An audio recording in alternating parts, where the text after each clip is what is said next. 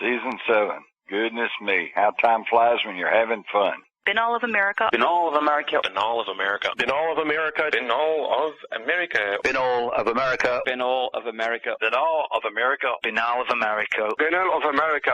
Been all of America. Been all of America. Been all of America. Woo! Audio. Ladies and gentlemen, been all of America! Where are the freedom fighters? Where's the underground? Where's the resistance? Is that awesome? You know, and it's us, I guess.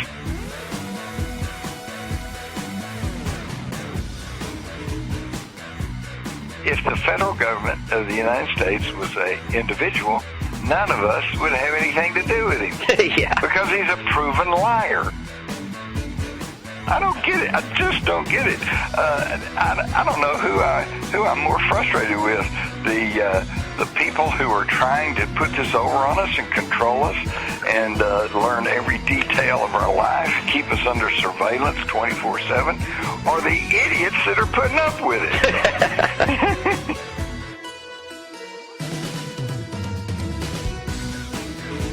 Hey, you and I are still here, and we're still saying the same stuff. Absolutely. It's just that it's been being proven more and more true. Things are ramping up. Yeah. Okay, and we're getting ready for some really wild stuff.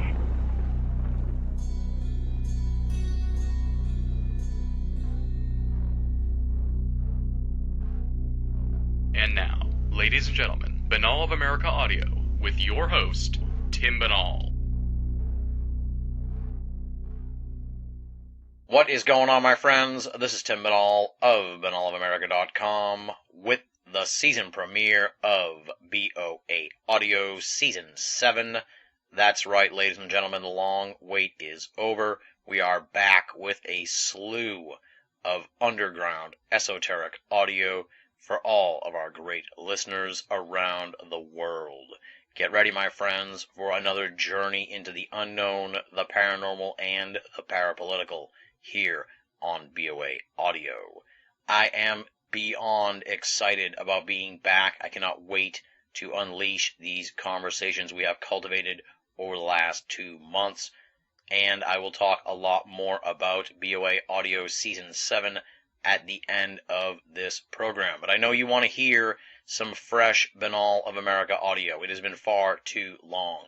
So let's get down to business and dive on in to the season premiere of BoA Audio Season 7.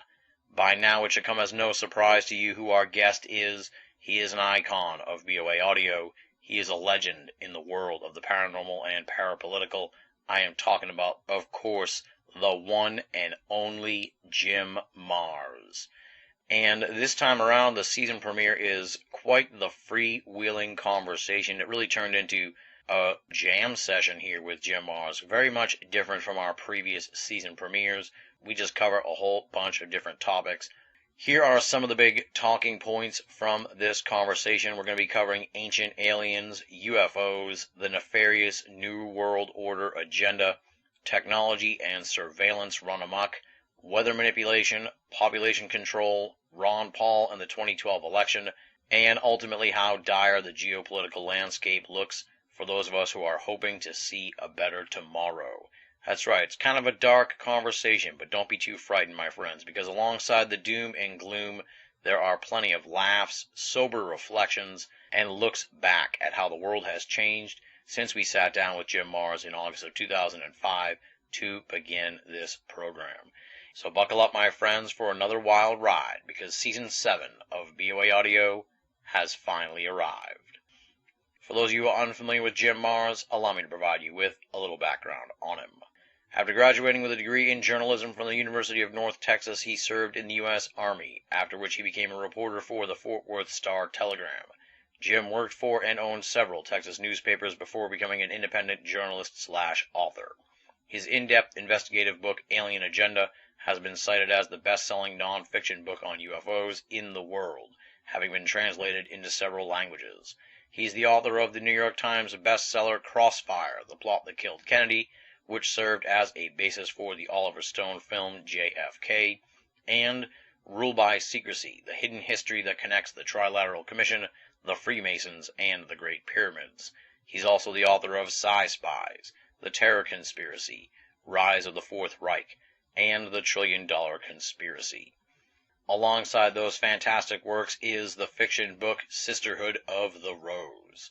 And in the following conversation, Jim will reveal the title and topic of his next book, which he completed just days prior to this interview. His website is www.jimmars.com. Pretty simple, all one word, JIMMARRS.com. Check it out. And with all that said, and without any further ado, let's get down to business, my friends, and rock and roll. This interview was recorded on April 20th, 2012. Jim Mars on the season premiere of BoA Audio, Season 7. Ladies and gentlemen, welcome to the premiere of BoA Audio Season 7. We are ready to start a whole nother journey, my friends, and that means only one thing, of course. I've told this story so many times, but I feel like I should say it once again. You know, way back in October of 2003, I was kind of lost in this world, didn't know which direction to turn, was confused about what was going on in this strange country of ours and on the planet, and picked up by happenstance a copy of Rule by Secrecy, and that really served as the roadmap of my journey into the esoteric. Quickly devoured all of our guest books following that, and each new book that came out I eagerly anticipated and also read. I'm a huge fan. I consider him a mentor in this field. If it wasn't for him, there would be no Banal of America. And, a couple years after I read Rule by Secrecy, I started this program a long 7 years ago now at this point, folks. And each season we have him help us shove the boat off on another journey into the unknown. So he's doing it once again. I can't put him over enough. He's one of the all-time greats. He's a legend. He's the foundation upon which this very program is built, my friends. Ladies and gentlemen, Jim Mars returns to the program. Thank you so much, Jim, for coming back and helping us kick off Season 7. Season 7. Goodness me. How time flies when you're having fun. Indeed. Thank you so much. I'm not sure if you're bragging or complaining, but I appreciate the kind words. And, it's folks like you and many, many others that there's definitely an awakening taking place in this country. Unfortunately, it's slow, kind of one zombie at a time, but it is happening, okay? And now it's just a foot race to see whether enough people wake up and say, whoa, wait a minute, let's put a stop to some of this, or do we just keep rushing lemming-like into this Huxwellian future, of drugs and total individual control? It's scary. It's scary. Let me run down the books once just for folks who are somehow living under a rock and don't know about the amazing bibliography here. Crossfire, of course, the plot to kill Kennedy, that's been used as the basis for the Oliver Stone JFK film.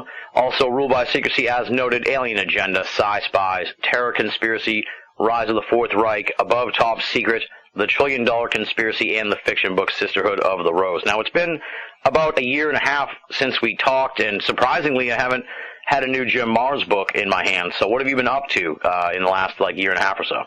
Well, funny you should ask. I just have sent off a whole new book to HarperCollins, which will be due out maybe, if we're lucky, by the end of the year.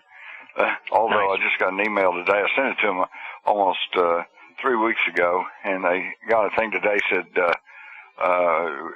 we can't seem to find it. Could you resend it? So you can see how the publishing industry, which is suffering so much because people aren't reading much anymore, and the way they respond is to move as swiftly as an arthritic turtle. So, but with any luck, it may be out by the end of the year, and if not, by the beginning of next year. And this is going to be a zinger. The title is Our Occulted History. Interesting. And I use the term occulted, and this is great because a lot of people pick it up saying, oh boy, it's the occult. Oh, I'm going to read about vampires and werewolves and devil worshippers. But nope, this is occulted as used in the astronomical sense. When the moon eclipses the sun, that's called an occultation because it hides or masks the sun. So our occulted history basically just means history that has been hidden from us. Interesting. Yeah, it's going to be a good read. Sounds fascinating, and a whole different sort of realm that you've gone down. So how at the risk, I don't want you to give too much or anything really away, but, give us sort of a thumbnail on what this is going to a look back at the entire history of America or the planet or what exactly? Going back to the Big Bang Theory. Oh, wow, really? I mean, this is everything. Wow. Including the kitchen sink. No, I think basically it's in two parts.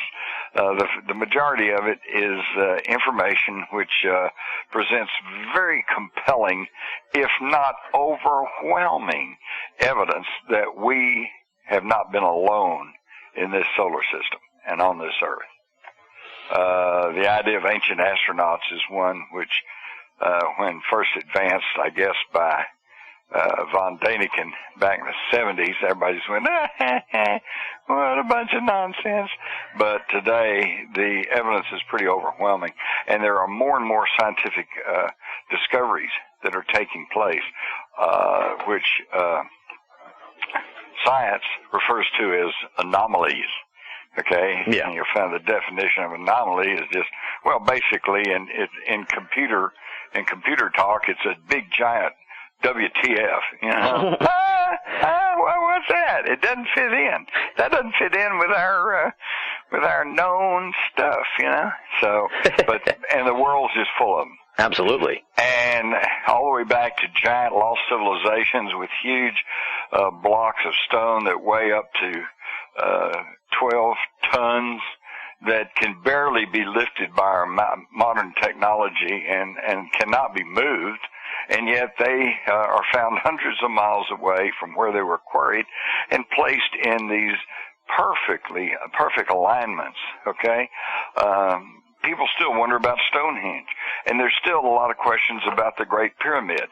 A few years ago I went to Egypt, and the thing about the Great Pyramid, and particularly the Sphinx, is that on the Sphinx and around it where it has been leveled off, and you get down to the original layers of earth surrounding the Sphinx, and there is quite obvious deep vertical water erosion, which means it's set out under very heavy rains, and yet science tells us there hasn't been any precipitative rain on the Giza Plateau for more than 10,500 years.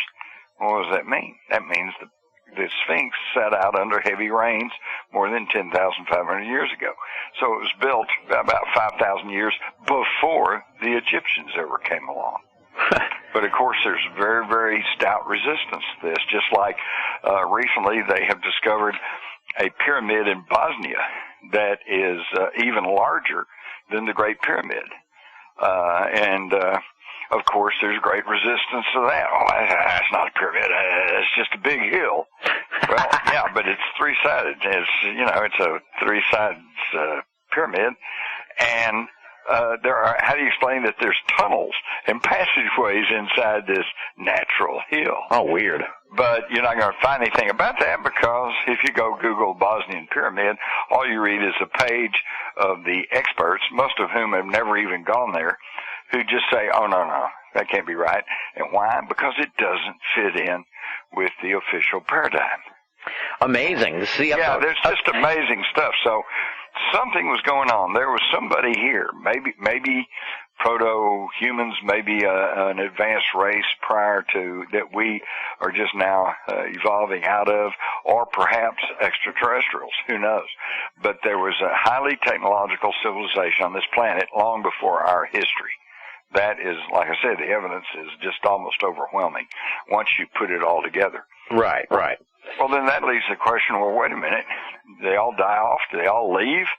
Are some of them still here? Well, all you have to do is consider our known history.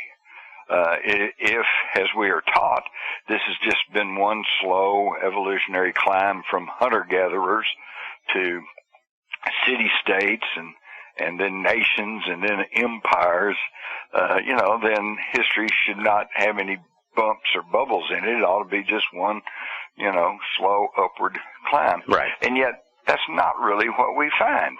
We find the Vyamas, some of the oldest writings in the world, the Hindu writings, where they talk about the Vyamas, the flying machines. We've got the gods of all the native populations, where gods came from the sky, taught them knowledge, taught them how to do things, gave them gifts. You've got the flying boats of the Egyptians, the flying shields recorded by the Romans. You've got ancient coins and paintings from the Middle Ages that show circular craft flying in the air. I mean, and then now today we've got all the UFO reports and the cattle mutilations and the crop circles. So, well, wait a minute. Something's going on. Somebody's still here besides us. And just because we don't see them every day, and just because they, for whatever reason, don't want to make themselves prominently known, doesn't mean they're not here. In fact, when I was a young man, the whole idea for UFOs was one of two things. It's just misidentified satellites or aircraft or whatever, or it was some illusion or mass psychosis. Boy, Tim, I love that explanation, because as a young newsman, a journalist, I thought, wow, what a story. A heretofore, undiagnosed, contagious mass psychosis. What a story. And yet, you don't hear that anymore. Why? Because of the advent of the camcorder and the cell phone with cameras on it that can even take film. And now you go Google up UFO, and you could spend probably the next year looking at stuff on the internet. And even if you say, well, half of that is faked and photoshopped, which could be, that still leaves half of it that means there's something real up there, okay? So there's obviously somebody still around. So now the question is, now the second part of my new book details what I think you and a lot of your guests and a lot of your audience talks about, which is the New World Order. The idea that there is a handful of people at least trying to control the world. And they're doing it through primarily through the financial system. Because as we all know, we live by the golden rule. He who has the gold makes the rules. We've seen this little house of cards kind of tumbling over the last couple of years. But it's nevertheless, whoever controls the money controls. And that's at the seat of all our problems. And once you start looking at who controls the money, in fact, I cite a study that was done in Switzerland that shows that there's like 47 corporations with interlocking boards of directors that control virtually the entire corporate business of the world. And now that's really getting kind of down to it. So in other words, you've got maybe a couple thousand people, which is no more than just a small town, that is trying to control 600, 6 billion of the rest of the planet of the apes. Oh, God. Now, how do you connect the first part and the second part, though? That's the question. How do you? Do they connect? And if so, how do they? Right. Are these people who are trying to control the world today, are they trying to contact these ancients? Or are they already in contact with them and being guided or controlled by them? You're bringing up all these things, I'm thinking, Or are they them, the ancient creators? Yeah. For example, this is one thing I stumbled across that I just found really fascinating, is I'm sure the name Rothschild rings a bell with you. Absolutely. Okay. Well, back some years ago, the Rothschilds named one of their prodigies Nimrod, which was an ancient Sumerian god. That's right, yeah. So that means they not only are aware of these ancient texts which talk about these extraterrestrials that they called Anunnaki, who came to the earth to colonize, but they not only are aware of them, but they venerate them to the point of naming one of their children after them. That's a tough name to have in this day and age, too, wouldn't you think? Nimrod? Yes. Hey, you Nimrod. Exactly. Yeah, I guess you're lucky to have the Rothschild last name at that point. That's right. That'll slow them down a little bit. Well, this is mind-blowing because I'm thrilled that you've because you've been doing conspiracy stuff for a long time in the interim since we first talked. I'm glad you sort of taken a look. I know you've always been interested in the UFO thing and have kept your thumb on it, but I'm glad that it's sort of back into your milieu, if you will. This is exciting. Well, it is, Tim, and I think one of the problems is that, see, even in the conspiracy research community, we tend to fall into the same trap that they do in the conventional world, which is everybody gets specialized. Yeah. You know? Everybody gets in their own little thing. There's people that all know about the banking malfeasance, and then there's people who are all into the Fukushima, radiation still spewing, going to get you scenario. And then there's people who are still looking at the Gulf disaster, and that's not over with. They're still spraying Corexit even as we speak, and the Gulf is dying. 50% of the shrimp that they're now catching down at Valdovinia in southern Louisiana are without eyes.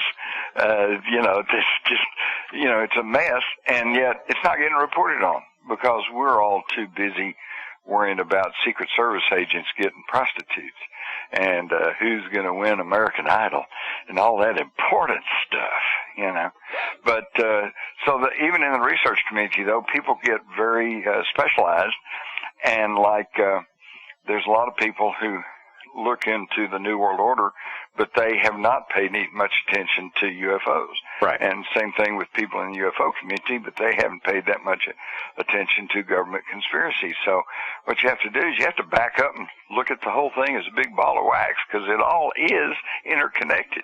Absolutely, yeah. That's what we've been saying for years and years and years, and it's like kind of like how Alien Agenda and Rule by Secrecy go hand in hand. So it's exciting to see this new book on the horizon.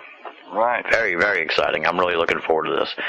Well, I'm feeling like all nostalgic here because we're starting the 7th season. You were the first guest ever on, season 1, episode 1. And I remember way back in that first conversation I had with you, I asked you about 2012, and you said, we're not even going to recognize, the world we're living in. And this was back in 2005. And it really is quite true. I mean, it's changed so much. Now, half the country almost is out of work. And yet our president, spends hundreds of thousands of dollars, touring around and playing golf and, sending his wife on shopping sprees and his daughters to Mexico to vacation. It's like, wait a minute, what about the rest of us? Yeah. And I'll tell you where we are. This is great. Saw this the other day. Here's a guy over in Iraq, one of our troops, okay? And he's reading a letter from home. And it says, "Dear Jimmy, hope all is well in Iraq. We are so proud of you for going over there to fight for our freedom. A lot has happened since you left. Our home was taken by the feds for back taxes we owed, and then the family business was condemned by the city so they could build a football stadium. Mom was arrested for carrying a gun in her purse, and your brother's in prison for smoking a joint. At least your sister's okay, although she has to go to court for not wearing a seatbelt. Wish you were here to help pay for all the legal fees, but just knowing you're over there fighting for the liberties we cherish makes it all worthwhile. Love, Dad."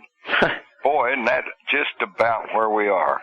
Maybe we need to take our guys and gals out of Iraq and out of Afghanistan and bring them back here to fight for our liberties, because they're taking them away, swiftly and one at a time. Right. Slowly but surely. You don't even notice it. It's very scary like that.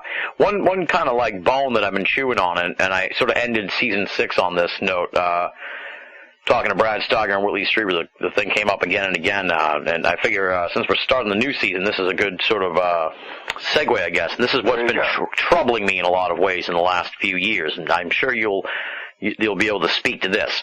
And this is the melding of man and machine, this obsession with the smartphones and people. I feel like people are just completely losing their humanity, like faster and faster, and you can't go anywhere without seeing people, whose minds are in the machine all the time. You go to a bar somewhere, the person on your left, the person on your right, they're both looking at their phone. You can't even start a conversation. It's scary. I know it. Well, I tell you, the day is fast coming where you go to the refrigerator and reach in there to get a donut or something, and the little mechanical hand will come out and slap your hand and says, in a mechanical, drony voice that, your health profile dictates that you not have this donut, so don't eat that. Oh, God. I mean, that sounds silly, but, we're almost there now anyway. With these smart meters, okay?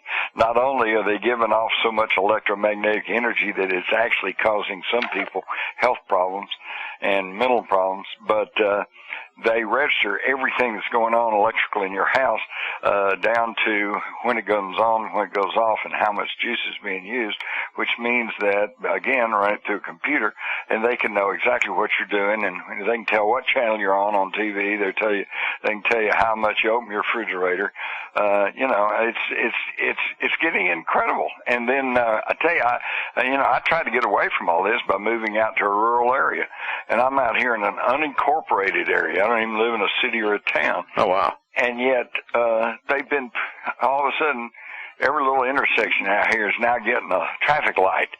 And so I checked to say, we don't need traffic lights there. Get old stop sign, do just as well. Yeah, but we get this money from Homeland Security. And, hey, man, we're getting this money from the government.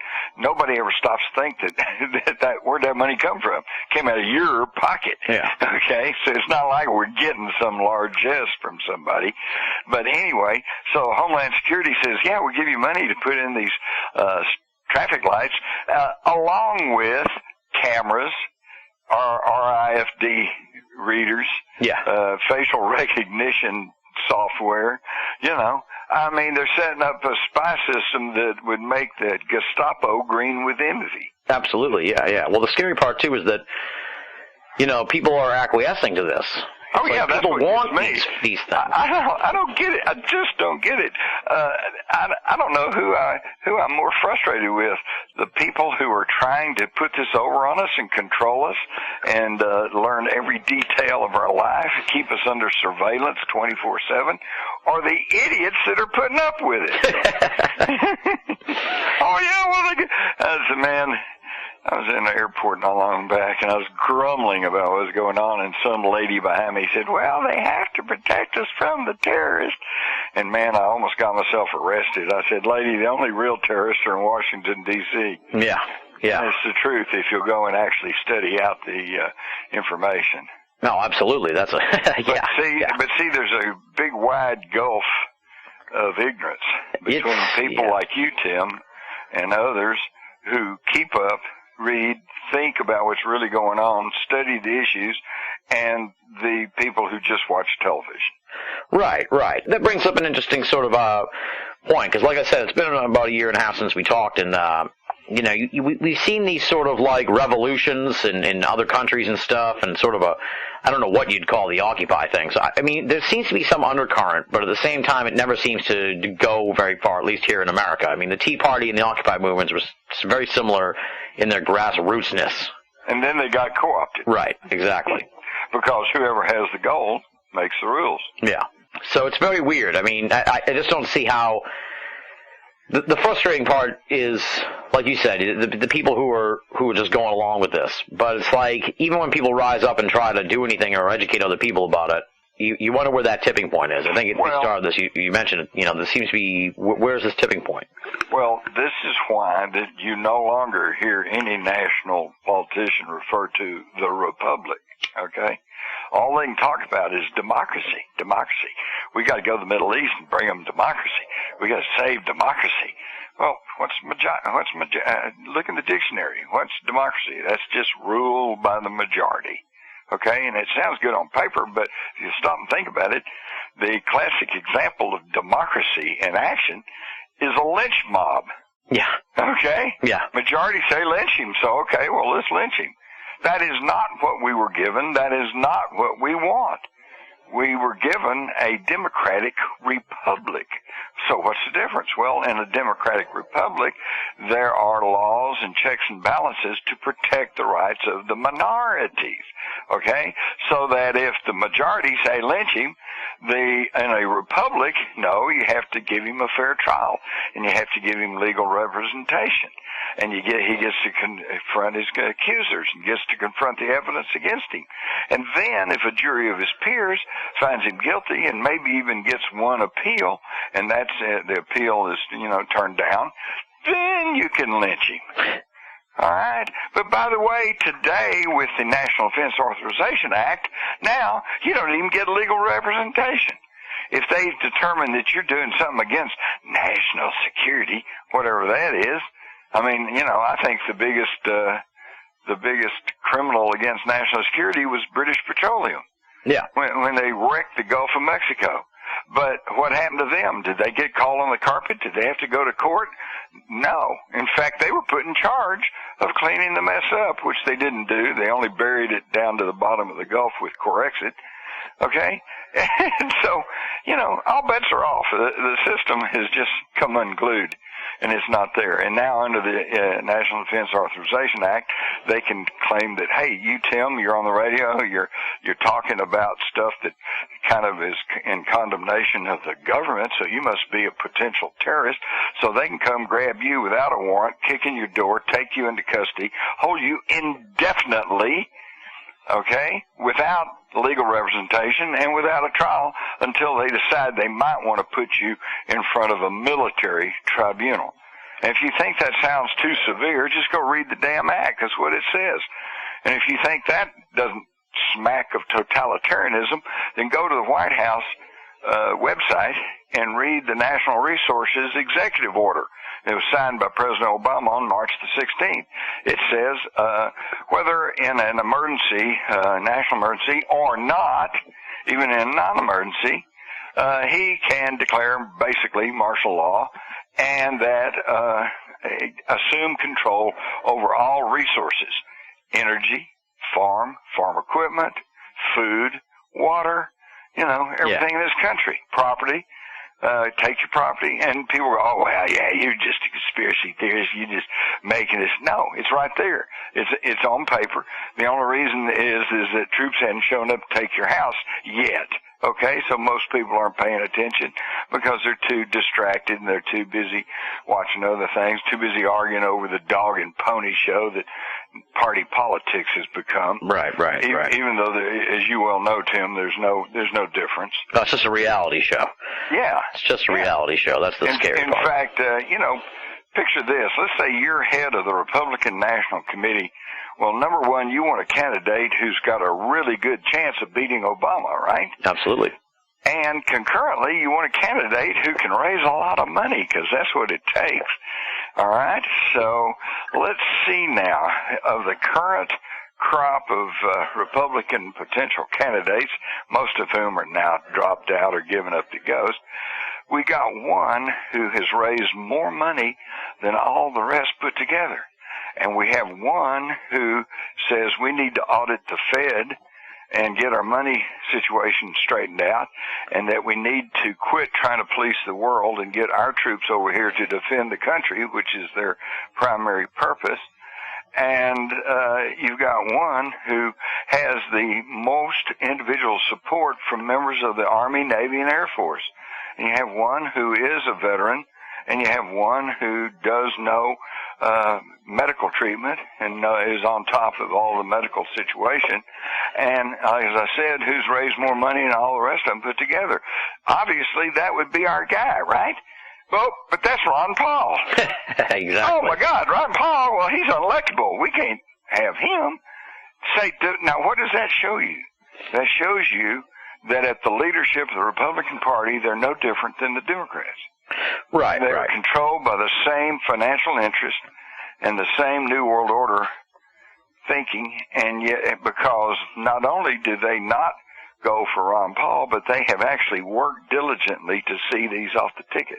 Exactly. I'm just learning down here in Texas, back in 2008, the precinct conventions were always held at our precinct after the voting. And so the thing I did for a long time was just find out what was going on, would be to go and vote right towards the end of the voting day, and then hang around to see what the Democrat and Republican precinct conventions were doing. Well, this year I know there was a lot of people who were planning to go and hang around and go to the Republican precinct convention so that they could vote for Ron Paul. Right. All of a sudden they've changed the rules. And the precinct conventions are now no longer on the same date as the vote. They moved it up a few weeks. So, oops, it's already happened. so that nobody even knew this was happening, and nobody got to go and get their input in there, except for the old guard Republicans, who, they got the word, and they showed up and they put their candidates in there. That's not right. Right. That's not right. Well, that's the frustrating. They've been doing stuff like this. Not to mention the one of the news channels found that in Florida there were hundreds of illegal aliens who are registering to vote and getting to vote. Jeez. Well, not only is that wrong, it's illegal. Yeah. But they're doing it anyway. And who do you think they're going to vote for? They're going to vote for whoever promises them the most. Right. We all know who that's going to be. Even though I don't see anybody could believe anything Obama said. Just go back and start listing all the promises he made as a candidate, and then go down that list and see how many of those he's kept. None. Zero. Zip. Nothing. Not a one of them. Okay? So how anybody could believe that he's got any kind of hope for change is beyond me. Well, the frustrating part, and you wonder if it's going to wake people up, is that, like, people, I mean, it's even kind of like an open, acknowledged thing that Ron Paul's been completely marginalized by the mainstream media and everything. Right. You still see people, like, on Facebook who are ardent Ron Paul supporters, and you almost want to slap them and be like, it's not, the fix is in. Don't you get it? The fix is in. Like, I'm hoping that this whole, I don't know, imbroglio with Ron Paul will wake them up that even if they find the perfect candidate, you can't get him elected president. Isn't that the truth? Doesn't that tell people that us conspiracy theories must have it right? Okay? Because exactly. There is no free vote. There is no the system is not working. Speaking of, Tim, did I tell you what my new definition of a conspiracy theorist is? What's that? Well, that's someone who watches even less television than you. It's this world, like you said way back in 2005, we're not even going to recognize the state this country's in. It's very it feels like, back when we first talked, there was a lot of military imperialism going on in the Middle East, and that's still kind of like brewing under the surface, but now it seems like there's a lot more social tinkering going on that's even more absolutely. alarming. Well, that's because in 2008 they shifted. They, meaning the people who are trying to control the world and this nation, shifted us from the national socialism of the Bush administration to the Marxist socialism of the Obama administration. Yeah. But it's still socialism. And what they do is they pull the old used car salesman scam on us. You're walking down the street, the used car salesman grabs you off the street, pulls you in the used car lot, and says, "Hey, Tim, you like that green one or you like that red one?" And you go, "Well," he said, "Hey, look, man, now the red one, that's a chick magnet, man. You can pick up the girls in that. But now I got to admit, that green one, it gets better gas mileage." And you go, "Yeah, well, I guess that green one would make better sense. Well, come on in, we'll sign up the papers." And after you're happily driving off in this green car, you suddenly realize, I didn't want to buy a car in the first place. I wanted a bicycle. Okay? And so that's exactly what they're pulling on us. You want Marxist socialism or national socialism? Well, wait a minute. I don't want any socialism at all. Right. But we're not getting that choice, are we? Well, it's scary, too, in a sense, because you wonder if they know more about what... It feels like there's something coming down the pike. Oh, yeah. It feels like they're trying to get into lockdown mode or have it ready to go. Exactly. And that's why nobody has felt the bite of it yet, because they can still go to the grocery store and get their beer and groceries and go home and watch TV, and it's like they mow the grass and everything's okay. They just don't realize what's fixing to come down on them. And here we are in 2012, although I might point out that, it's just April. Yeah. We hadn't hit the end of the year yet. Maybe there's a reason why Dick Clark died. There won't be any Happy New Year this year. It's very possible. It's very possible. It's, everyone's been looking forward to this year for quite some time, so we may end up living to regret that anticipation. So. Yeah, that's true. In fact, I think I figured out why the Mayan calendar ends on December the 21st of this year.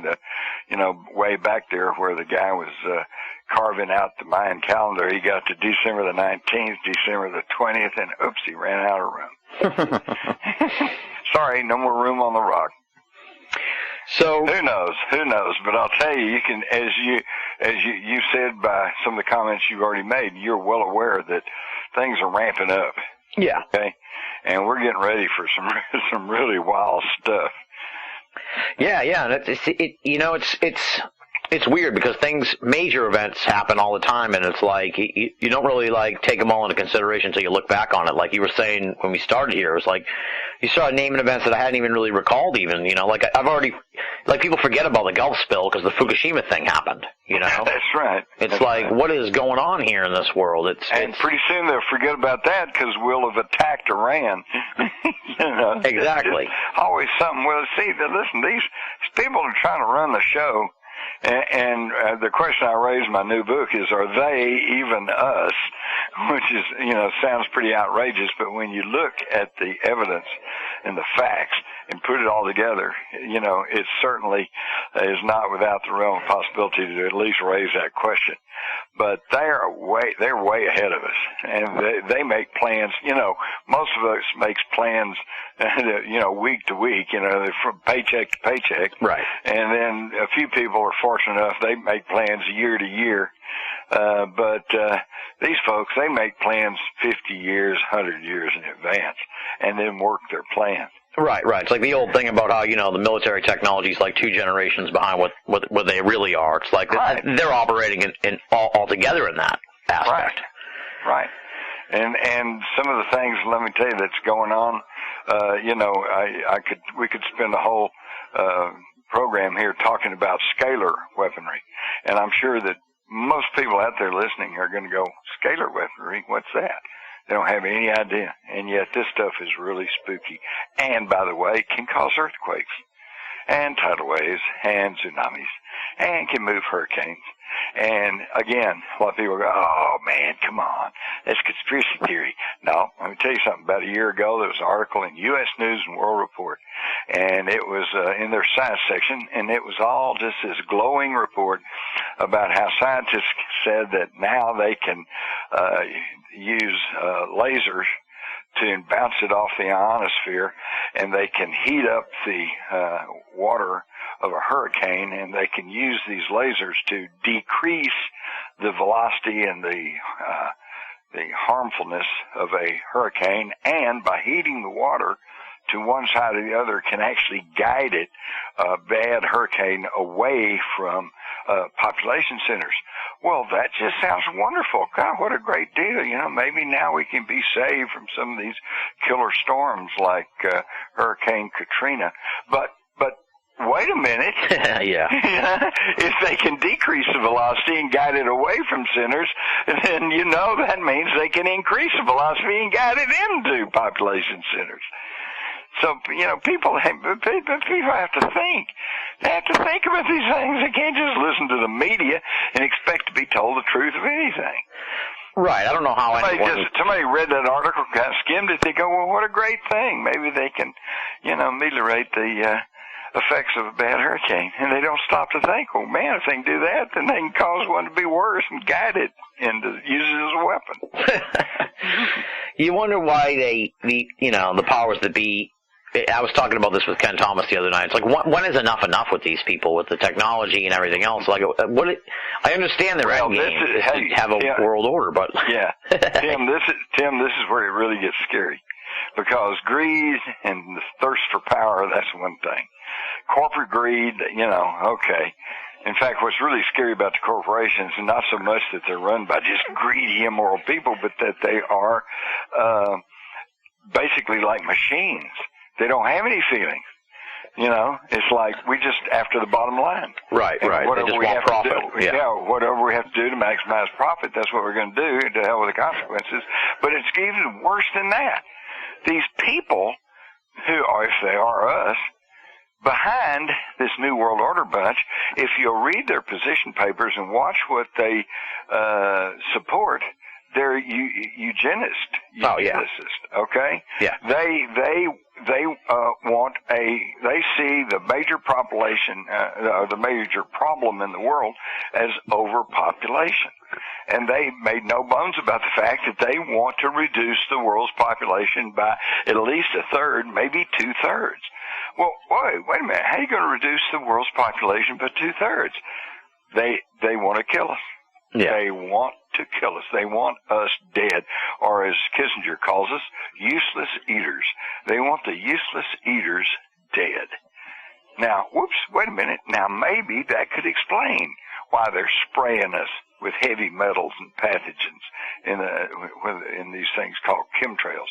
Why they're putting fluoride, which originally was sold as a rat poison, and then the Nazis found out they could put just a little touch of fluoride in the drinking water, and it kept the inmates of their concentration camps passive, docile, and unresisting.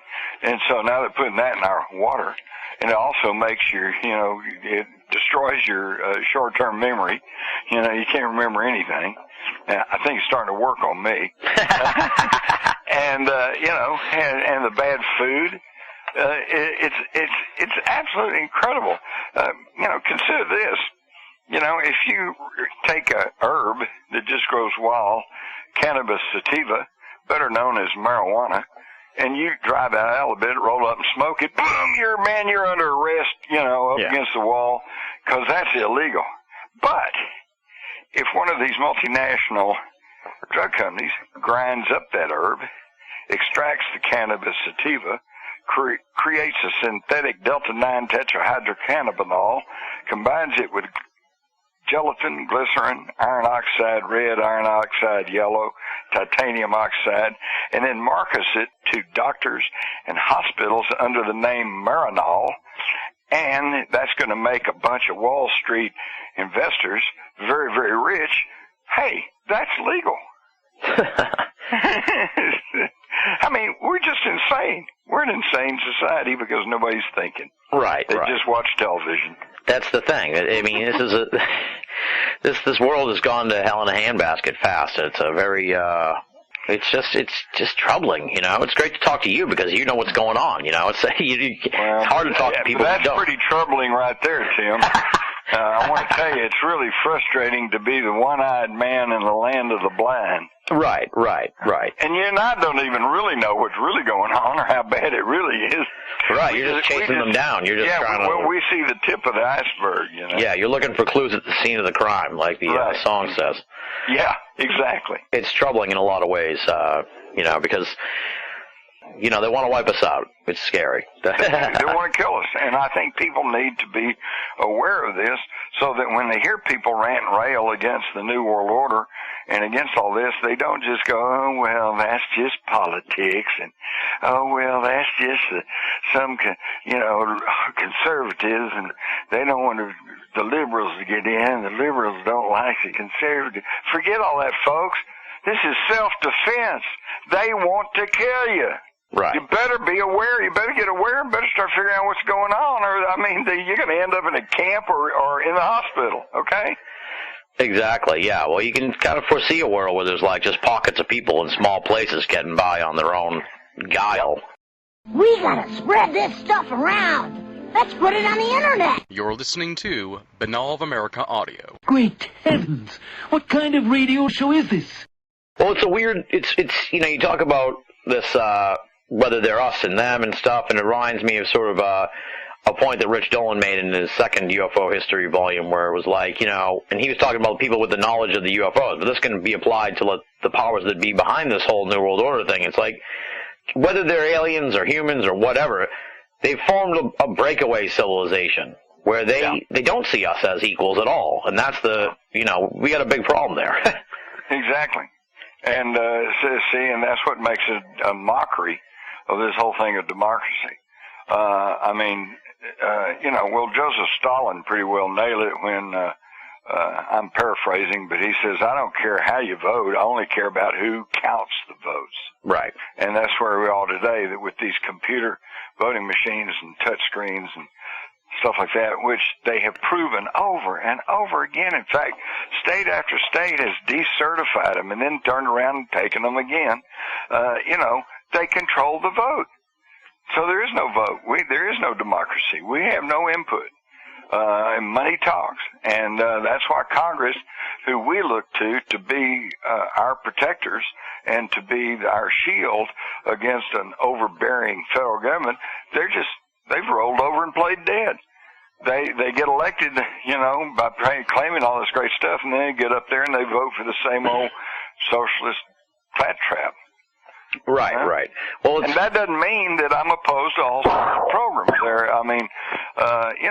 Social Security was an idea that was a social program that was put on us, and yet, I went all my life thinking that, wow, I'm contributing a little out of every dollar I make, and goes into a fund, and when I get 65, I will have a little bit of retirement saved up, and for my old age, Well, like Lucy and Charlie Brown, they pulled the football away. When I hit 65, they said, no, you got to wait till you're 67.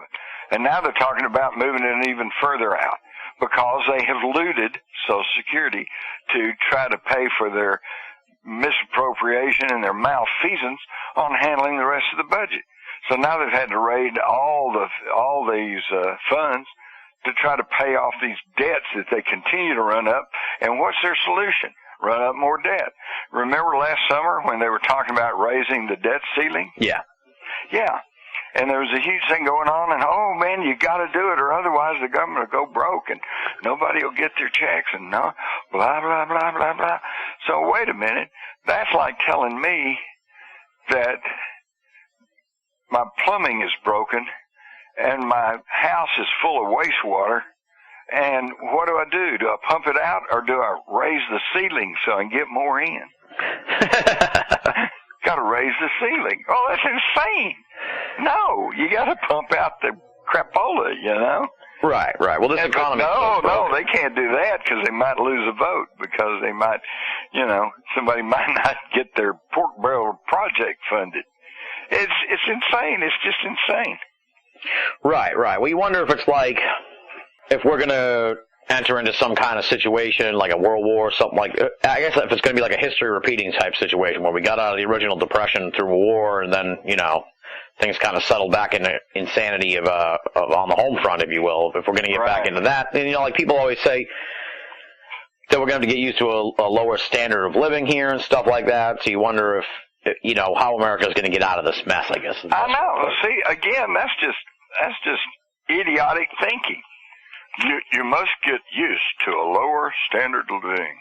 That's like my wife saying, well, you're not, our bills are piling up, and what do I say? Do I say, well, we just have to get used to lower standard of living, or do I say, well, I guess I'm going to have to go out and earn some more money? Exactly, yeah. My take has always been I got to go earn some more money somewhere. Right. Go make another talk. Get on somebody's radio show. I get so rich doing that. No offense, Tim. Nah, I'm doing the best I can. The check's in the mail. Just keep waiting. There you go. Just my credit's extended. No, but you see what I'm saying. We need some more. We need some straight thinking around here.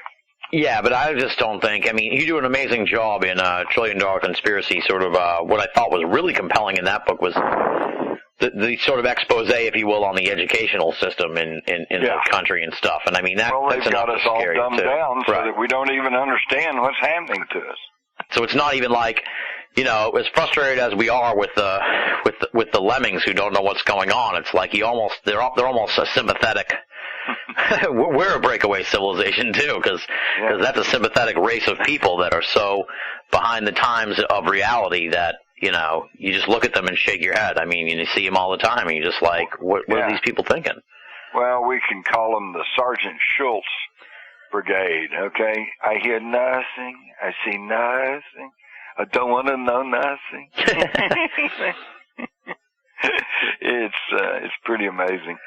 And yet these people, when in the Sergeant Schultz Brigade, when all of a sudden their government check is slow or non-existent, or the gasoline prices go up to $5 a gallon or more, then they start writing, well, what's going on? Well, how can they do this? Well, blah, blah, blah. What's happening? You know, of course but they don't pay attention until it starts impacting them. Right, exactly. That's the problem. You know, that they'll let their neighbor get sold out as long as they're all right for now. So it's like Nazi Germany. It goes back to that whole thing. You know, first they came for these folks, then they came for the others, and then it was too late. Exactly. That was Martin Niemöller, and it's a classic example. You don't say anything until they come for you, and then it's too late, and there's nobody to stand with you. Right. But you can't tell people that because, until their ox gets gored, they don't want to pay attention. Right. Then they think you're reactionary or you're a kook. And it's like conspiracy theorist. Right. But, the people, I was talking and listening to people who were saying, who were predicting the sort of sad state the economy's in, way back before it happened and on programs like this and other shows. Yeah. Oh yeah, you've been on it for 7 years, so see, you've been right there with the roller coaster ride. Yeah, so it's at some point though, I almost feel at times that I just throw up my hands on sort of trying to. I'm always going to try and educate people on this through the program and stuff, but I guess trying to change the inexorable pace of this New World Order. I just feel like I'm trying to ride the wave, if you will, and see how this is all going to shake out. Right. Well, it's going to be interesting. It's going to be a bumpy ride, but don't give up. Oh, never. Nah, never give up. And because I'll tell you something, it's still the New World Order is still moving ahead, but I think it's slowed. I think they're having problems. Well, you'd like to think as they get closer, maybe to the end game. Then there'll be some jockeying for position amongst them about who's going to be in charge of the New World Order, and that'll slow it down and maybe break down the plan, if you will. Yeah, exactly. Well, in fact, that's definitely the case, Tim, because knowledge is indeed power. And right now, and up until now, they've had the knowledge. They know what their plan is. They know how they're making it work, and they know they've got their minions out there doing everything they order them to do, and most people have been just, glued to the TV set and distracted and unconcerned. But as more and more people wake up, see, their plan won't work, okay? Right. Because they can't make us do stuff against our will. If we go along, that's our fault. If we don't go along, then they're stuck because they can't make us go along because there's more of us than there are of them. And so there's more and more people waking up. And, in fact, it's amazing. Of course, the problem is that they control the mass media. Right. So a lot of people, I know so many people who are moving out of the cities, they're growing gardens, they're doing, they're bargaining and trading with their neighbors, and they're doing innovative energy things. They're doing all kinds of neat stuff. There's all kinds of neat stuff going on everywhere, all across this country. But you're not going to see it on TV, okay? So most people sit and watch TV and they think it's not going on. Even the ones who are working at it, they think, well, I guess I'm just kind of alone in this endeavor. But they're not. It's all over the place. But they don't know about it because they control the media. And if you just sit and watch the media, then you're living in one world, like you were talking about, and actually there's another whole world going on. Right. That's the world we're in, and we're trying to get people to wake up to all this. Now, exactly. I want to jump back a little bit to sort of the beginning of our conversation, because I've always loved your stuff on UFOs. And, as I said at the beginning, I'm feeling kind of nostalgic, and we talked way back in the summer of 2005, and here we are nearly 7 years later, and the UFO phenomenon remains as perplexing and befuddling as ever. It hasn't changed at all, in a sense. Yeah, that's true. It's just more of it. What I find interesting, too, about that is that even when I first got into this almost a decade ago, it was like UFOs were still looked at in the mainstream as sort of exotic, in a sense. But now they almost feel a little commonplace, like they're being taken for granted, and I'm slow to say that because I'm trying to find the right words. Maybe you can understand what I mean. Do you think perhaps that's because we've been involved in a conditioning process, and that conditioning process is working? Because I can go all the way back to the 50s. And in the 1950s, there were national polls taken, and 95%, okay, of the people said there's no life outside the earth, and that's all just nonsense. And today, it's quite the opposite. Today, 85-90% say, yeah, I think it's entirely possible that there's other folks out there in the universe, and we just haven't officially come into contact with them yet. So that's quite a turnaround in only about 50 years, you know. And 50 years sounds like a long time, but having lived more than 50 years, I want to tell you, it just goes by real quick, even when you're doing it. And in the grand scheme of things, 50 years is just a drop in the bucket, right? Right. And so in this drop of the bucket, though, they have completely altered and turned around our concept of life in the universe. And today, you talk to young people and you go, "Hey, what about aliens?" "Yeah, sure, okay." Right. That's because they were brought up on Star Trek and Star Wars, and you know, for them it's just, "Oh yeah, sure, okay." It's only some of the old fogies that are still going, "Oh, I don't know. I don't think there's anything out there." Right. That's the weird part. You wonder where that's going to lead to. You know, if I've always sort of endorsed a generational idea that, you know, as those young people grow up, this is going to become more commonplace, and eventually maybe people are going to be like, well, why haven't we figured this out yet? I hope. Well, I don't think it'll get to that question, Tim, because as the older folks die off and the younger folks take their positions in government, business, and you know, the mainstream world, it's going to be, yeah, aliens, sure, okay. I mean, it's like, what, you're questioning it? You think there's not something out there? Right. You know, it'll just be a shift of the paradigm. And again, you know, because like there are these people who are fighting for disclosure. All right, they want to have a press conference at the White House and with the President of the United States get up saying, okay, here's the real deal on UFOs. Well, I don't think it's going to happen. But what is happening, and will continue to happen, is that more and more people just accept it until it becomes reality. Right. And then when you say, you know, there was a time when nobody believed that. What? they're going to look at that like we look at trepanning, you know, which is where they used to punch a hole with rocks in your skull to let out the evil spirits. Oh, God. You know, well, hey, don't laugh. That was cutting-edge medicine at the time. But then they got better, you know. Then they found leeches. That was cutting-edge medicine, you know. And today, we've made real progress today. See, now we bombard you with radiation, chemotherapy. Oh, God. Okay, and before long, people are going to look at that like they do trepanning and go, "Oh my God, you mean people really did that to other people?" Yeah, sure did. Yeah. So, but when it does become that commonplace, there'll have to be a tipping point. Well, we're kind of at the tipping point right now. Yeah. It's just, again, it's not officially acknowledged. Because, see, to officially acknowledge it would mean somebody with some authority would have to get up and say, okay, we've lied to you for 70 years. Now, do you really believe any politician is going to take that on? I don't think so. Right. Plus, the follow-up line to that is, we've lied to you for the last 50 years. Now here's the truth. Yeah. It's like, how are you supposed to believe it after that? Trust me. I'm from the government. I'm here to tell you the truth. Yeah, right.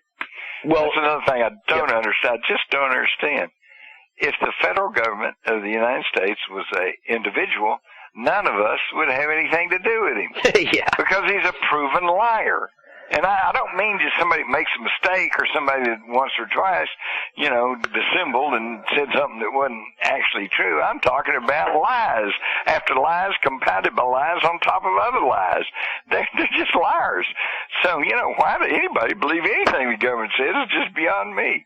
It's scary. It's weird like that, you know. You got no one else, though. It's like a codependent relationship. I know. That's it. And that's why. Hey, and see, this is what they're working on. This is what this socialization, socialism is all about. They're trying to turn government into big mommy government. Yeah. Okay, like government's a parent, and the government allows us to do this, and the government allows us to do that, and the government rewards us when we do certain things and punishes us when we do other things, and you know, it makes decisions for us, and we'll take care of our health care and our food and nutrition needs and everything, and that's what they're working on. They want everybody dependent on the government. because then they got total control. Right. Because, I mean, if you're a child and your parents say, we're going here, do you have the right or even the means to say, no, I'm not going? Right. No, no, you're going to do what mommy and daddy say. And that's exactly, I'm glad you brought that up because that hits the nail on the head. That's exactly what socialism is all about, to make everyone dependent on the government so that they cannot break away even if they want to. My goodness. It's almost like America got away for a while and then, but now it's being sucked back into this whole long-term agenda of just, you know. Yep. And this is, I write about this in my new book. This is nothing new. This is, right. They've been trying to regain North America ever since the American Revolution. You know, a lot of people, well, they don't pay attention in school, and the schools aren't teaching anything anymore anyway, other than try to feel good about yourself. But of course, I often wonder how good are you going to feel about yourself when you're 50 years old and you can't read or write very well, so all you can do is sell matches on the street corner. But anyway, they don't tell you about the War of 1812. That's when the British came back and sacked Washington and burned the Capitol, okay? Mm-hmm. You know, we don't hear about that much. So 1812, they didn't give up. But then they got beaten back then too, so they finally decided to use other methods, and so they decided to slip their agents from Europe into the United States and foment a revolution, which they did, okay? And I call it the war between the states. Most people know it as the Civil War, but there wasn't anything civil about it. And it was all a plot by the European bankers to split the United States in half and then let the North and South bleed each other dry. And then whatever was left, the British with their army in Canada would move in from the north. And where was the French army? It's in Mexico under Maximilian. And they would move up from the south, and the Europeans would regain North America. But that didn't work either, thank goodness. But see, people don't even understand what's happened to us in our history, so how can they understand what's happening to us now? Right, right. Well, it reminds me of, the rise of the Fourth Reich in a sense, where you talk about how, people don't realize that after the war, a lot of the high-powered Nazis just came to America and sort of, took a lot of their social practices and implemented them on us. That's right. Yeah, we beat the Germans in World War II, but we didn't beat the Nazis. We just forced them to move. And, and a lot of them, thousands of them, came over here. Now everybody knows that, we got all their rocket scientists, von Braun, Dornberger, and all these other guys. But most people don't realize because they haven't been told that we got their mind control specialists, their psychiatrists, we got their chemical warfare experts, and we got their propagandists, and they brought them all over here and rolled them into our military-industrial complex, and they set about creating a Fourth Reich, and they've done a pretty good job of it. Yeah, yeah. It's troubling. It's troubling in a lot of ways. And the parallels are really uncanny. Because the thing that put the Nazis into power was the burning of their parliament building, the Reichstag, and they blamed it on terrorists, even though now the evidence points to the fact that they did it themselves, and then blamed it on communist terrorists, and then implemented the Enabling Act, which was legislation which gave all the power to the leader, to the president, or in that case, the Führer, the leader. And then they started setting up camps, and they started outlawing private ownership of weapons, and they set up a homeland security, which was the Gestapo, to stifle any dissent and any anti-government sentiment. And holy cow! What about us? Well, we got 9/11, which many people claim was an inside job. They quickly rushed through the Patriot Act, just like the Enabling Act. They began to set up FEMA camps all over the country. they set up Homeland Security, which is now, dominating everybody, and consolidated all the police forces, which even J. Edgar Hoover in his time said, we don't want to do that. That's totalitarianism. But now we've done it. And the parallels are all there. We are the Fourth Reich. They just don't call it that. They call it, patriotic America. Well, the good thing is, here we are bemoaning the fall of the American Empire, which seems to be happening. And, if you look back at history, you have the Roman Empire and the British Empire, and now the American Empire. I guess the hope is that even if there is a New World Order, that empire will fall eventually, too. Maybe our grandkids will be lucky enough to be here for that. But, maybe that'll happen, hopefully. But that's part of the plan, Tim. How so? They want the American empire to crumble. No, I know that. And that way, that will pave the way, because the American empire, America, has been the thorn in the side of the New World Order. They cannot complete their world domination and their one world socialist system, with a free, independent, and armed America. So they're having to destroy America, and they're doing a pretty good job of it up till this point. And because once the American empire crumbles, then everybody will be so disillusioned, and they'll go, well, we want peace, we want prosperity, and they'll go for whoever promises it, and the guys with the money will say, okay, well then, here we go. And in fact, if you want to see the game plan, there was a British Fabian socialist named Eric Arthur Blair, who back in 1948 laid it all out, because he knew what the plan was. But he didn't want to use his real name, get in trouble, so he wrote under the pen name George Orwell. And of course, he transposed the numbers of 1948, and he titled his book 1984. And in there, he lays out exactly what the socialist plan is for the world, which was divide the whole world into 3 socialist blocks. In the book, it was Oceania, Asiana, and East Asiana.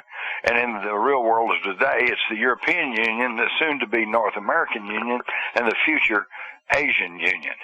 And then, because, see, I differ with some of these people who say that they just want one world socialist government. Right, that's what I was going to just say, yes. Yeah, no, they don't really want that, because think about it. If you had one world government, then there's no tension. There's no conflict. There's no stresses and competition or enemies to point to give you the leverage for power and control.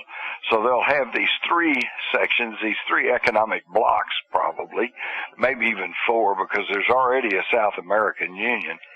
And then they'll play them off against each other for maximum profit and control. Yeah. That's the game plan, and he lays it all out right there, right down to their imaginary enemy, Goldman. Yeah. Okay, and Goldman was behind everything, but they never could quite catch Goldman. Well, Osama bin Laden was Goldman. Couldn't quite catch him, but he was always there, and he's always a menace, and you got to give up all your freedoms so that we can combat Goldman. Yeah, well, I've taken away my hope that the New World Order will crumble, because you're saying it'll probably just be a bunch of small little sections of all controlled really by the puppet masters at the top. Absolutely. You're not giving me much to hang my hat on here. Well, they want to be in monolithic control, but they're not. Okay, so the plans fluctuate as the situation fluctuates. You wonder if there's anybody on the inside who has any affection for humanity at this point, or if they really are. Well, or to expand that even a little bit, if that's the evil cabal that's trying to control the world, where's the counterpart? Right. Where are the freedom fighters?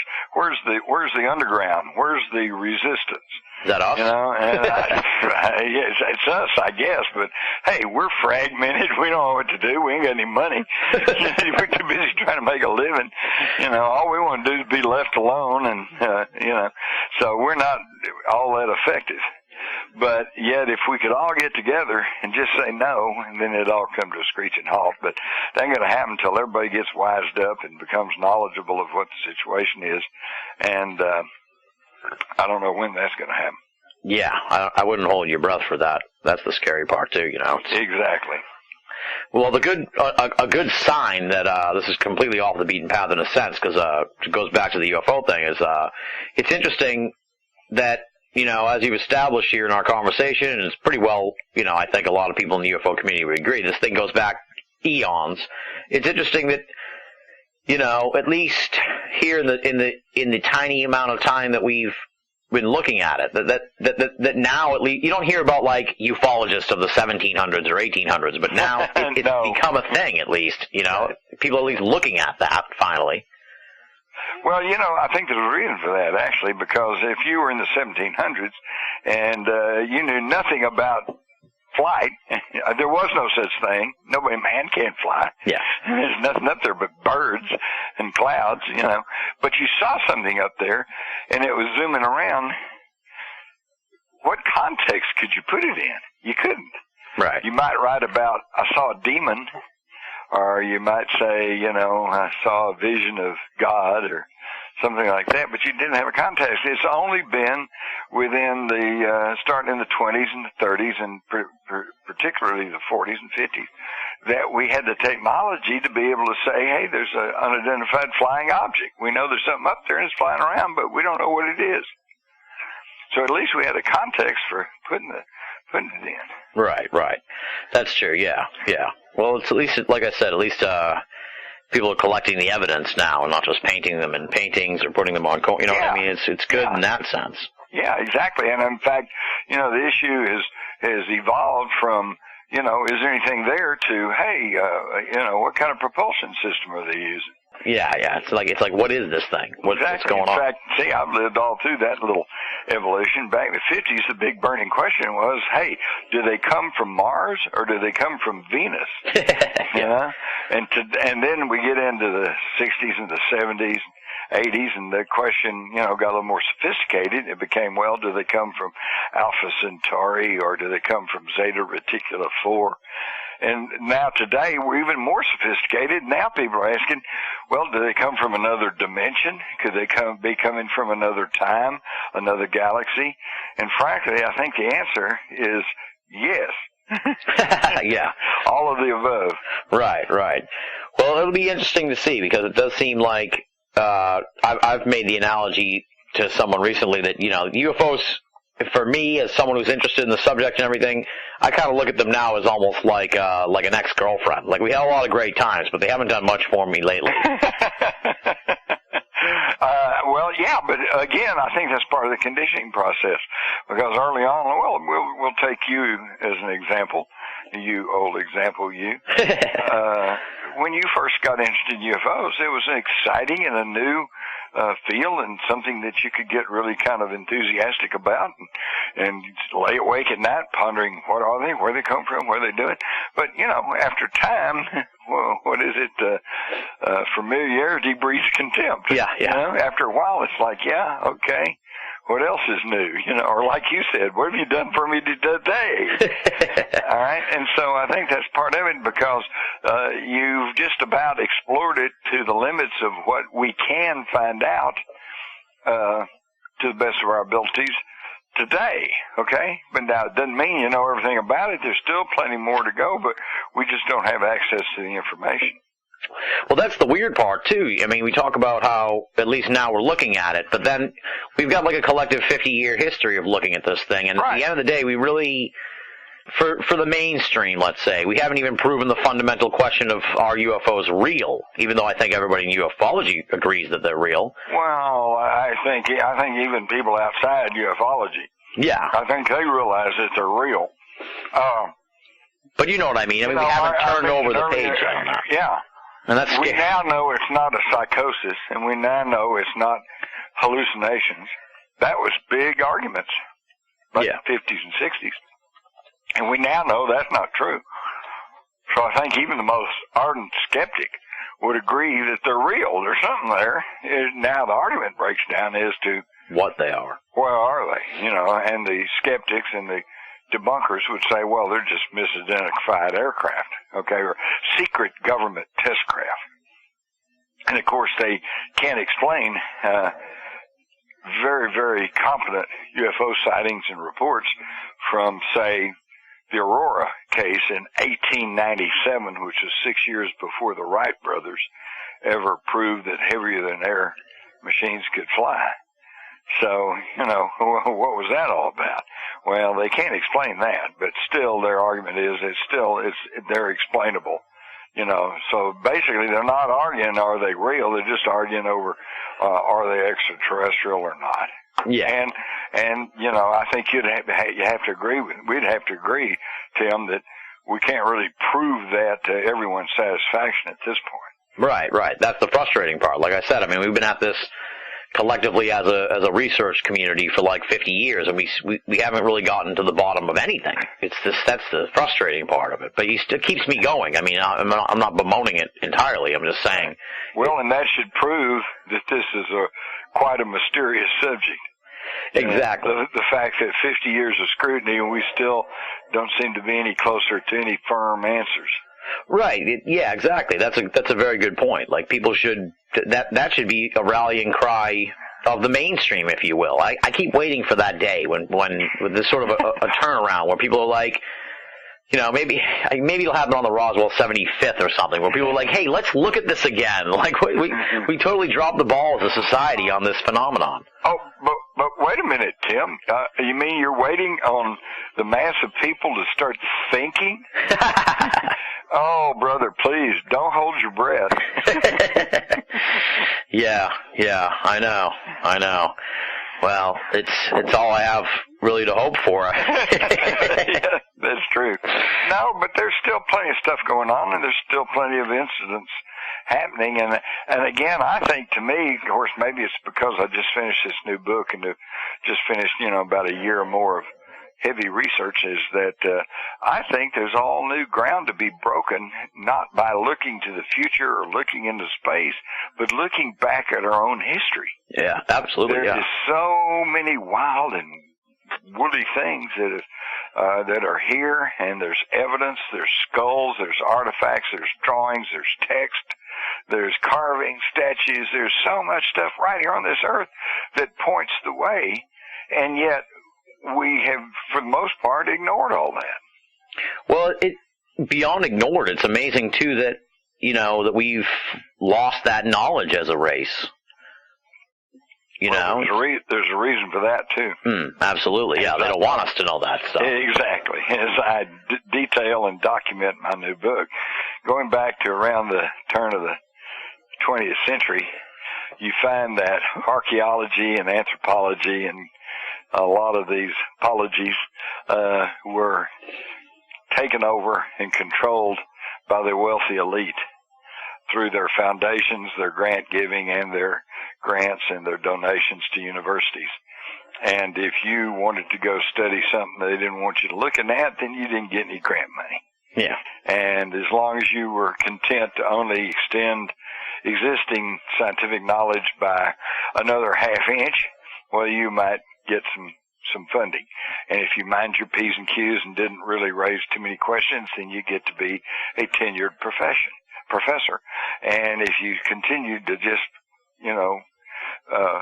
stay on the party line, then you get to retirement and you'd have a nice life, and maybe even with some awards and with some nice degrees and things like that. But of course, if you said, but hey, wait a minute, what about this over here? Well, then you're out the door. Yeah. And you're a citizen lay anthropologist, which means, well, you don't have any credentials. You don't know what you're talking about. It's amazing that that whole idea of, like, the rugged individualism and the the American spirit's really been beaten out of the society in a way. You don't see Teslas anymore. You don't see, the Wright brothers wouldn't get the time of day nowadays. Thomas Edison decided, wouldn't it be nice if I had something other than this candle to read by? So he goes down in the garage and he invents a light bulb. Right. He didn't have a little string of degrees. He wasn't known as any particular expert. Yeah, and as you mentioned, same thing with the Wright brothers. They built bicycles. But they had an idea, and they started working at it. And but see, today, that's all been squeezed out of us. First off, we've been squeezed into education. You got to go through public schools where you get conditioned to sit quietly in your chair and regurgitate whatever the teacher tells you. And if you try to think for yourself, then you probably have ADHD or something. Yeah, get them on some pills. Yeah, get them on Prozac. And then, so if you mind your P's and Q's, and then you get into college, and let's say you want to go into physics, okay? So, wow, boy, they put you in the physics department, and if you try to buck the system and say, wait a minute, this doesn't make sense, or hey, I got a better idea, well, then, you're constantly in trouble, and you don't get to be a teaching fellow. And then if you're not a teaching fellow, then you don't get to be a professor. And, if you still raise questions, you don't get to be a tenured professor. So, and then if you decide to leave academics, then the only place you can go being a physicist would be to go work for the government or a large physics corporation, and they stick you in a lab and make you sign non-disclosure agreements and agreements that say if you come up with anything that might be patentable, then it belongs to them, not to you.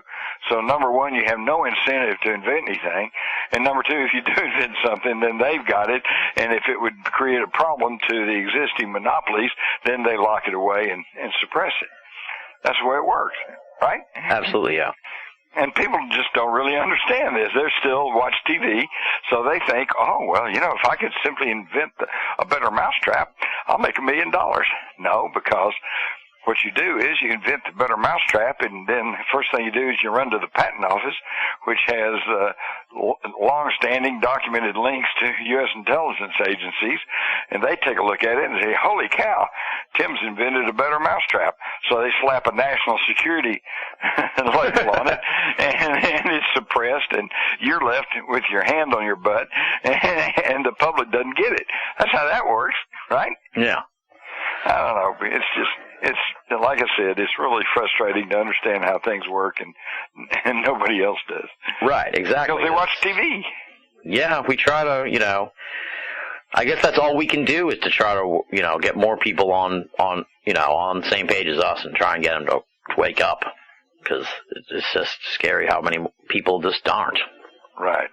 Here I have been talking to you for 7 years, and things haven't improved really for, the quality of life, I think, has gotten worse for people, because stress of everything. We're living in, I thought it was stressful back in 2005. Shit, we're really worse stressed. now, isn't it? Yeah. And yet, I don't know. It's maybe it's my imagination, but in 2005, did we have more room to talk about it? What do you mean? Well, do you feel like in 2005 we actually were able to more openly discuss and talk and criticize about what was going on? I think luckily that hasn't changed too much, I don't think, unless you see it. Still raise Cain. Hey, you and I are still here, and we're still saying the same stuff. Absolutely. It's just that it's been being proven more and more true. and we keep having more stuff to talk about because more stuff keeps happening to us as a people, which is, at some point people are going to have to wake up and realize what's going on. But, it's amazing. Well, I tell you what, if they do, they're going to be really shaken to their core because I think I previously mentioned this Obama executive order over natural resources. Guess who, under this order, which is on the White House website, this is not some conspiracy theory, this is what he has signed in this executive order. Guess who's going to be in charge of all our water resources? In other words, all our water. Your rain barrel, the water off your roof, the water in your stock tank, the water coming down the stream, the water in the river. Guess who's in charge of all, under this executive order, who's going to be in charge of all the water resources? The government. The Secretary of Defense. Oh, God. Yeah, Leon Panetta. Okay. Now, Leon Panetta, who goes to Afghanistan and forces the Marines around him to disarm in a combat zone, I guess because he's so afraid of his own troops. Are we in an incredible situation or what? This is really indeed 2012 as we feared and conjectured about it, 10, 15 years ago. And yet here it is, and it's happening, and it's like, yeah, okay, well, that happened today. Well, okay. Just nobody is really taking it into context. But can you imagine that? A Secretary of Defense goes to a forward combat area in a combat zone and then makes Marines leave with their weapons outside? I know when I was in the Army, one of the things they taught you, drilled into your head, is you never leave your weapon anywhere. You keep it with you at all times, particularly in a combat zone. Right. It just brings up this whole, like, stormtrooper idea. Scary. Exactly. In that sense, you know. They just don't think for themselves in a sense either. It's I was just following my orders.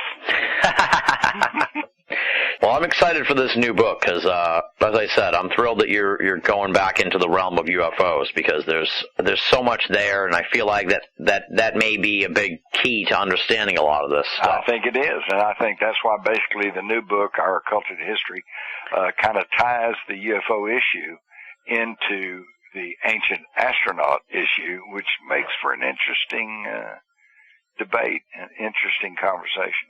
Yeah, because it's interesting because it's remarkable that there's people in the UFO community that don't. You'd think UFO community and the ancient astronaut theorists would sort of like get together, and some of them have, but it's still a divisive issue, and you'd think that the way it's surprising that it is. It is. But then that's how you keep people, you know, it's the old divide and conquer. You got to keep people divided because when people get together, they're unstoppable. And that's what I'm saying. If everybody in this country simply understood what was really going on and the dangers and the pitfalls that are awaiting us, and they all got together and said, okay, look, forget race, color, religion, national origin, liberal, conservative, forget all that. We're Americans, and we're for freedom. And and I'll stand for your freedom if you'll stand for my freedom. And then we all just stand up and say, no, we're going to be free, liberty-loving Americans.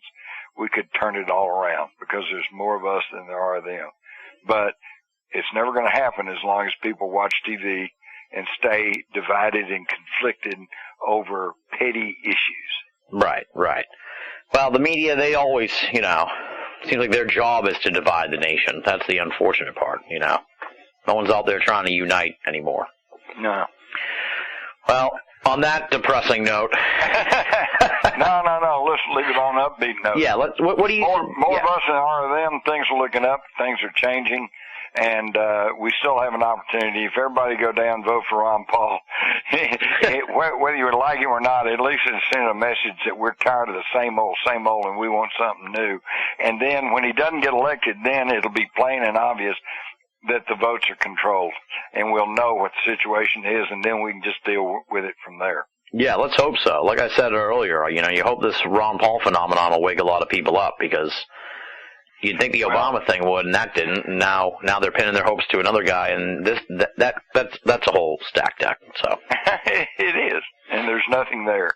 Just another, except for Ron Paul, we've just got a nice selection of empty suits to choose from. Right. We never know the people behind the scenes that are pulling the strings. That's right. That's always how it goes down. Tim, I appreciate you talking with me, and here's hoping for a better tomorrow. Absolutely, Jim. Let me thank you just for coming on the program and helping us kick off another season. As I said, consider you a mentor and a friend, and, I couldn't start a new season of the program without you, so it's been a great conversation. Okay, I look forward to next year, and we'll see what we talk about then. Absolutely. Have a good one, pal. Okay. Bye-bye. That does it for the season premiere of BoA Audio Season 7. Big thanks to the legendary Jim Mars for returning to the program and helping us kick off yet another season of the program. Check out his website, www.jimmars.com. And if you are not familiar with all of the amazing books in the Jim Mars milieu, go out and pick them up, my friends. They are tremendous. Moving right along now, it's time for BoA audio listener feedback. And in keeping with the way we usually do things here on the critical episodes of the program, we'll eschew classic listener feedback to give you an update on where things stand here with BoA Audio as we begin Season 7. I believe I teased a lot of this at the end of the baseball special, but the gist of it is we've spent the last 2 months cultivating some tremendous conversations. I cannot wait to roll them out on all you folks out there.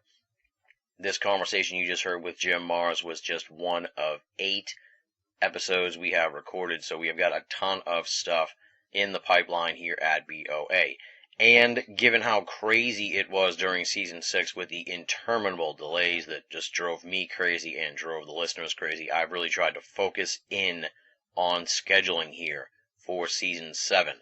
So going into the beginning of the season, I have tried to keep the focus here on getting an episode out to everybody once every 10 days. We're not going to be weekly. We're not going to be bi-weekly either. We're going to be every 10 days. That's the goal here for Season 7. I really hope I can live up to that. So far, so good. I think I'm getting this episode out to people actually a day early. If I was going to tease you with content of these mysterious taped episodes, I would say 3 things kind of come up throughout the course of all these. International stuff, crypto stuff, and conspiracy stuff. So you're going to hear a lot of that. We're going to mix in some other topics along the way, don't worry. But those are sort of the big themes that emerged as I was taping these preliminary episodes for Season 7. And if you want some additional good news, I guess, I can tell you that beyond this season premiere here with Jim Mars, which has clocked in at a tidy 90 minutes, all of the remaining episodes so far that we have in the can, so the next 7 editions of the program, will be 2-hour conversations plus. We just burned the clocks throughout taping these programs, folks. Just went as long as we really felt like we wanted to, all the guests. So it was just tremendous, this process, if you will. So I cannot wait for people to hear these programs. They are just in-depth and really thought-provoking stuff. I'm not going to just drop names here on who you're going to be hearing, but I think the really diligent, hardcore listeners can probably put together a handful of the guests so far, because I've dropped their names in the baseball special and in this conversation with Jim about people I'd recently talked to. So you get an idea of who you may be hearing in the future here on Season 7. It's kind of like Lost. We're dropping little clues along the way for people to figure out the mysteries. And I don't know, I think that's it on listener feedback and update on the season. Pretty simple. Look for 1 new episode every 10 days. Cryptids, conspiracies, and international stuff coming your way in the next few weeks. And it's fantastic to be back. I'm psyched, and I cannot wait for all the folks out there to hear these interviews. They are amazing, and I cannot wait to keep doing them and taping more and more really strange and off-the-wall stuff, now that my back is not against the scheduling wall, and we've got a fresh new season looking out at us. We'll bring back the listener feedback starting next episode. The ways to get in touch with me are simple. You can write to boaaudio@hotmail.com or go to the website and click the contact button.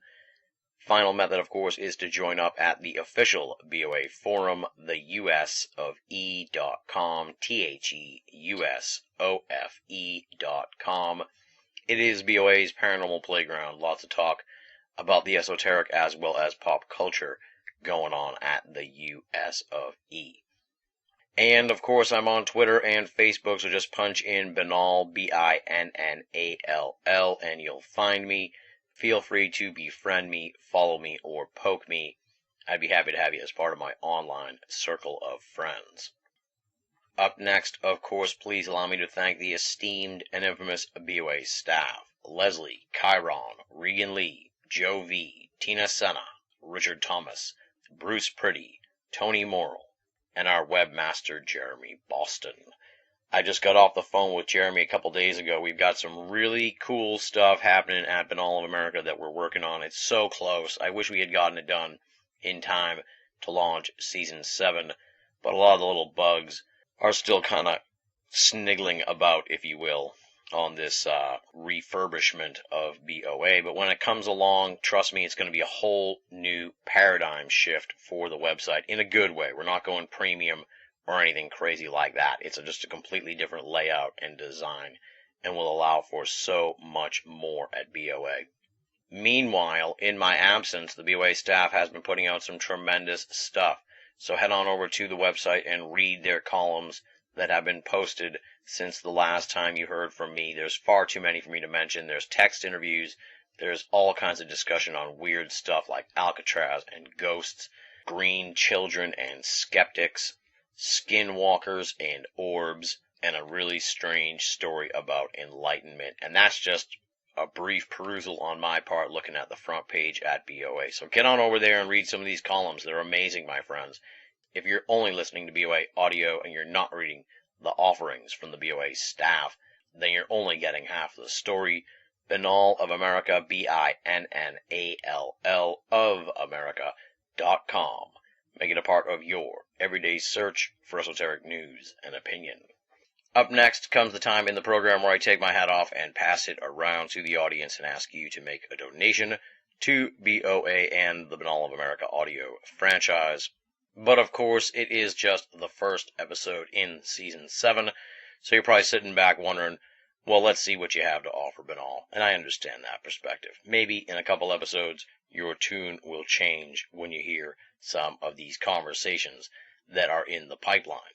Nonetheless, if you're a long-time listener of the program and you're psyched to hear us back and you want to make a donation right off the bat to kick off Season 7, there are two ways to do that. You can head on over to binnallofamerica.com and click the PayPal button.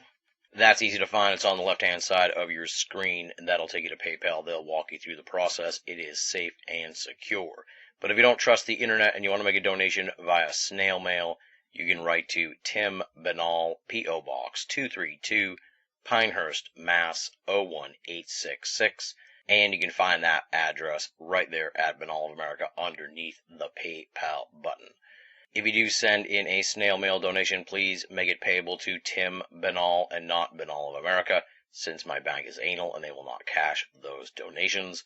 And if you send us something, please be sure to include some return correspondence method so I can get back in touch with you. And thank you for reaching out to BoA.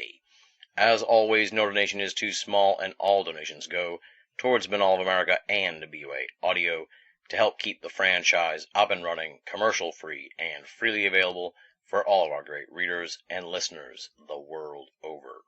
On the next edition of BoA Audio coming at you on May 10th, keep your fingers crossed, our guest will be Roland Watson, the man behind the book The Water Horses of Loch Ness, and we'll be having an in-depth conversation on another icon of the esoteric, as we'll be exploring the infamous and enigmatic Loch Ness Monster.